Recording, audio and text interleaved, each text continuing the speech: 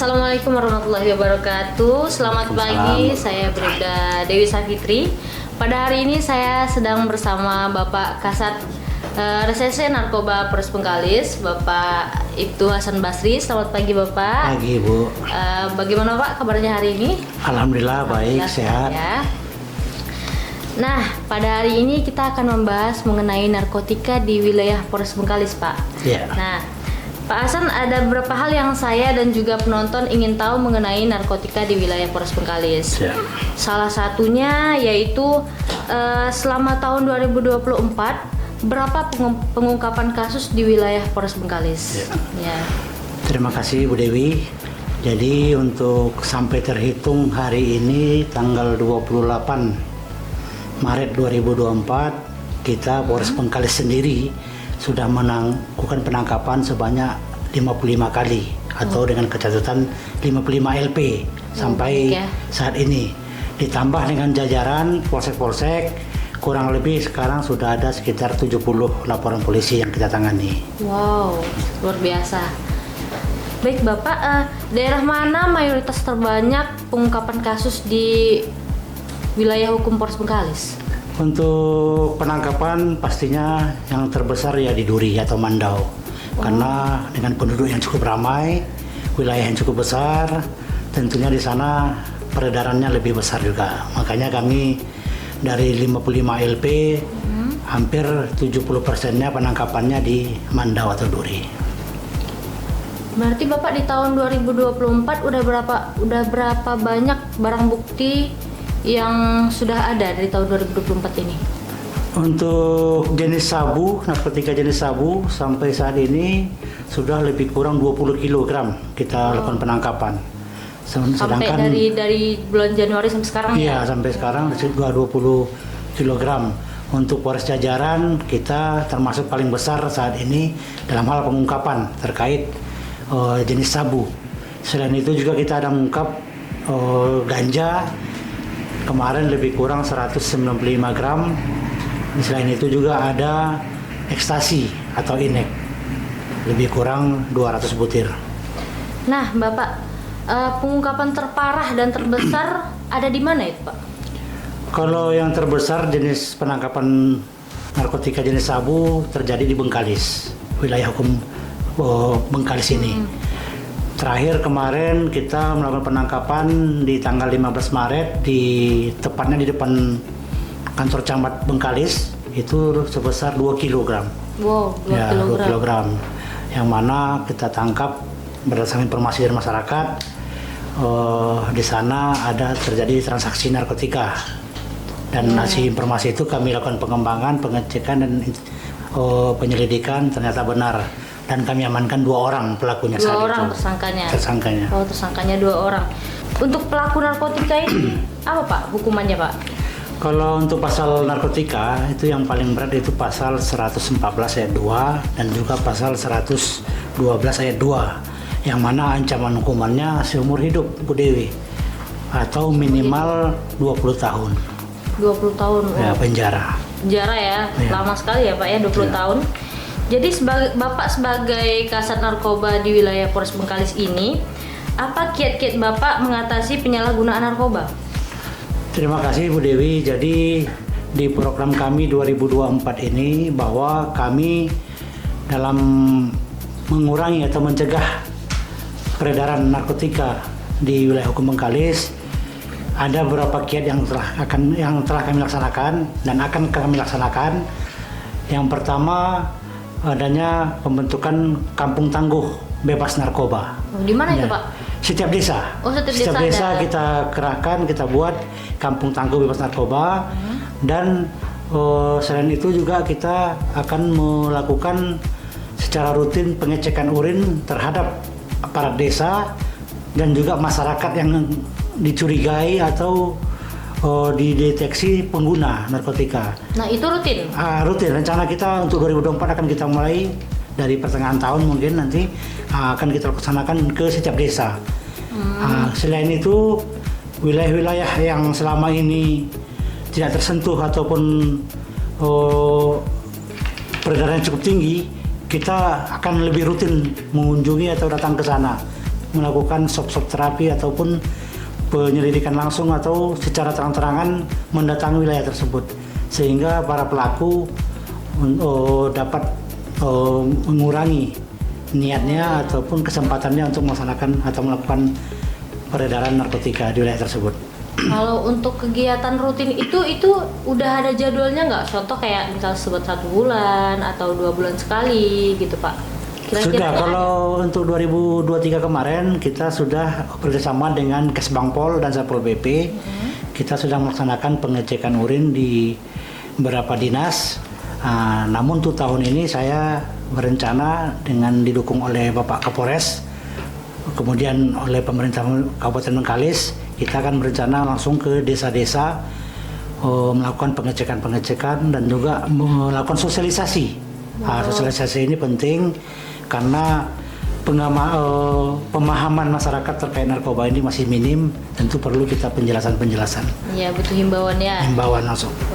Baik Bapak, sudah berapa banyak tersangka yang diamankan oleh Sat Narkoba sampai saat ini? Untuk jumlah tersangka yang telah kita amankan sekarang ini lebih kurang 118 orang, di mana laki-laki 108 dan perempuan 10 orang. Wow, lumayan ya Pak ya. Apa-apa saja itu Pak perannya?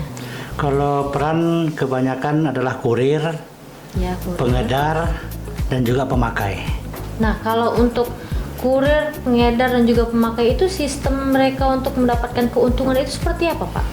Untuk kurir itu biasanya diatur atau disuruh oleh pengendali. Pengendali.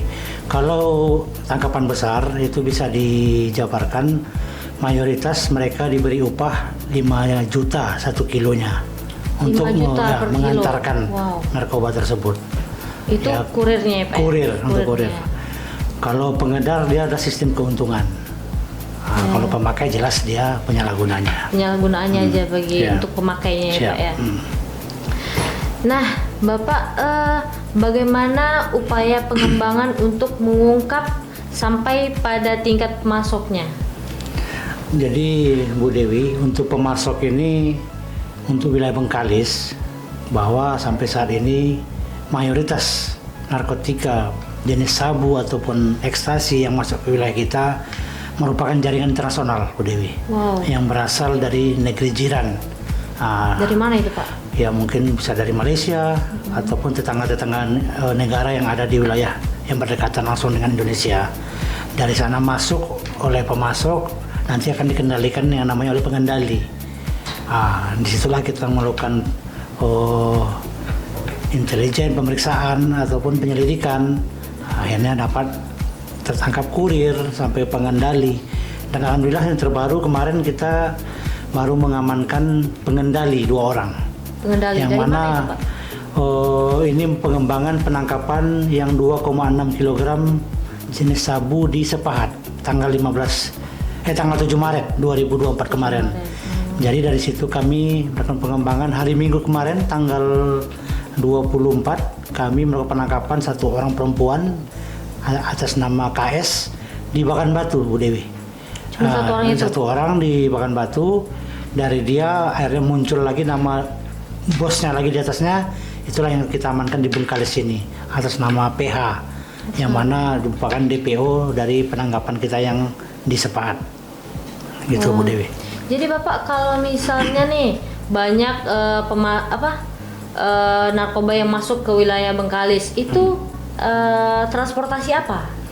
Kalau untuk penangkapan kita mayoritas memang di darat lebih banyak, lebih cenderungnya di darat, yaitu baik menggunakan roda 2 ataupun roda 4. Dan pelaku-pelakunya pun mayoritas masyarakat kita sendiri, baik itu dari Bengkalis ini ataupun wilayah-wilayah lain yang merupakan juga masuk dalam Kabupaten Bengkalis. Kalau untuk pengungkapan dari daerah dari transportasi laut ada nggak Pak kira-kira Pak? Ada, kita pernah melakukan penangkapan di perairan Selat Bengkalis pada bulan November 2023 kita pernah melakukan penangkapan di Selat Bengkalis 2 orang menggunakan speed, yang mana kita tim Sus Elang Malaka yang terdiri dari Sat Narkoba, Sat Reskrim dan Satpol Air serta Bea Cukai. Jadi kita menggunakan sarana Bea Cukai kemarin melakukan penangkapan, ya alhamdulillah tertangkap sama kita. Jadi Bu Dewi, dapat saya tambahkan, di dalam hal peredaran narkotika ini ada istilah-istilah mereka ini. Kalau kurir yang di laut itu namanya becak laut. Becak laut. Sementara yang di darat namanya becak darat. Jadi istilah-istilah mereka yang memberikan sandi-sandi mereka dalam hal pengedaran narkotika di wilayah kita Kabupaten Bengkalis ini, Bu Dewi.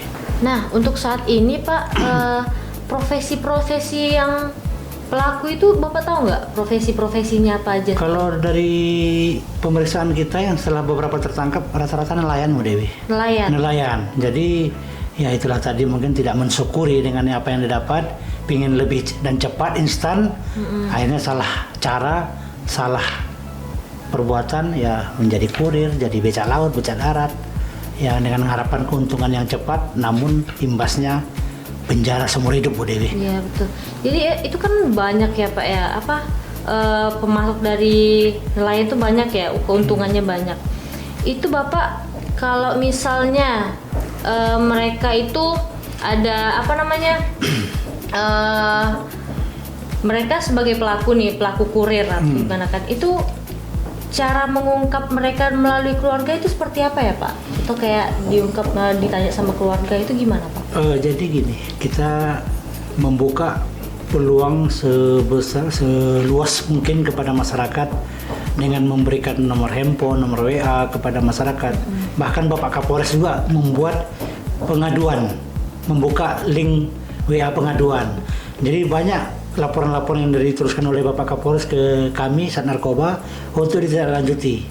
Di situ mereka mencantumkan nomor HP. Setelah itu kami hubungi, mereka proaktif. Akhirnya mudah terungkap, Bu Dewi.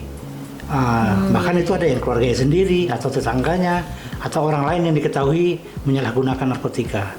Itulah cara kami sehingga dapat dengan mudah melakukan penangkapan pengungkapan narkotika yang ada di wilayah kita ini. Nah, kemudian Pak, masalah Gen Z ya, sekarang kita masuk ke masalah Gen Z atau pelajar. Bagaimana upaya dari Sat Narkoba untuk mendeteksi penyalahgunaan narkoba ini pada Gen Z saat ini? Jadi untuk anak-anak kita yang anak sekolah, tentunya kami juga melakukan program yaitu sosialisasi ke sekolah, baik ke sekolah SMP ataupun SMA. Jadi kami secara berurutan atau sistematis melakukan turun langsung ke sekolah-sekolah melakukan sosialisasi, dan juga di situ kami langsung melakukan pengamatan, Bu Dewi. Jadi cara ciri-ciri pelaku pemakai ini ada tersendiri dia, yang sering ngantuk-ngantuk, sering emosi tak jelas, sering menyendiri, itu merupakan ciri-cirinya juga, Bu Dewi, bahwa dia adalah pemakai narkotika. Jadi dengan sosialisasi ini kami pendekatan dengan guru-gurunya. Apabila gurunya juga merasa ada yang curigai anaknya yang terlibat atau diduga menggunakan, nanti akan kami melakukan pengecekan urin langsung, dan habis itu kami melakukan interogasi dan juga nantinya akan kita rehab. Gitu, Bu Dewi. Boleh dong kita ngasih himbauan kepada masyarakat yang ada di daerah Bengkalis ini, Pak? Ya. Boleh? Baik, saya selaku Kasat Narkoba Polres Bengkalis meminta dan berharap kepada seluruh masyarakat yang ada di Kabupaten Bengkalis, jangan coba-coba ataupun ikut serta dalam penyalahgunaan narkotika, baik jenis sabu, ganja, ineks, dan lain-lain, karena itu pastinya akan merugikan diri sendiri, keluarga, dan juga pihak-pihak ataupun orang-orang yang terdekat sama kita. Kami juga selaku dari kepolisian akan selalu melakukan penangkapan, pengejaran, dan juga pengungkapan dimanapun berada.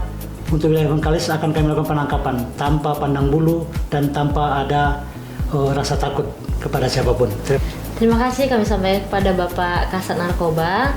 Semoga Sat Narkoba tetap eksis dalam mengungkap kasus narkoba di wilayah Polres Bengkalis. Amin. Nah, dan semoga Bapak dan juga anggota Sat Narkoba diberikan kesehatan sehat walafiat. Amin. Terima kasih, saya ucapkan wabillahi taufiq wal hidayah. Wassalamualaikum warahmatullahi wabarakatuh.